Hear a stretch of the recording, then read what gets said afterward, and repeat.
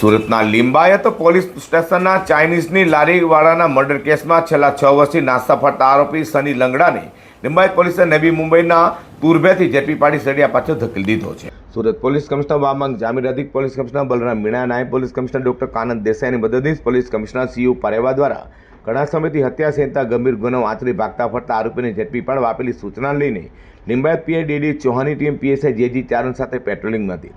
જન્નામ head constable Rajubhai Halubhai, અન્નામ police constable Sajanbhai Kanabhai અને અન્નામ પોલીસ કોન્સ્ટેબલ યુવરાજસિંહ રાજુભાઈની બાતમી મળી હતી કે વર્ષ 2020માં ગોડાદરા 3 રસ્તા પાસે ચાઇનીઝની લારી પર થયેલા ઝઘડા બાદ આરોપીઓએ હુમલો કર્યો હતો। હુમલામાં લારીના માલિક ભાર્ગવ યશવંત ચૌધરીને ગંભીર ઇજા પહોંચી હતી અને સારવાર દરમિયાન તેમનું કરુણ મોત થવા પામ્યું હતું। આ ગુનામાં છેલ્લા 6 વર્ષથી ફરાર આરોપી અશ્વિનસિંહની ટેકનિકલ વર્કઆઉટ અને વુમન સોર્સની મદદથી તપાસ કરતા તે નવી મુંબઈના મુરબે ખાતે હોવાની ચોક્કસ બાતમી મળતા લિંબાયત પોલીસની ટીમે નવી મુંબઈ ખાતે પહોંચી ત્યાંથી હત્યાર આરોપી મૂળ યુપી લાલગંજ હાલ નવી મુંબઈ ખાતે તુર્ભેમાં રહેતા આરોપી અશ્વિનસિંહ ઉર્ફે શનિ લંગડો ઉર્ફે અવિનાશ તકેશ્વરસિંહને ઝડપી પાડી તેને સુરત લાવી તેની વિરુદ્ધ કાયદેસર કાર્યવાહી ધરી છે।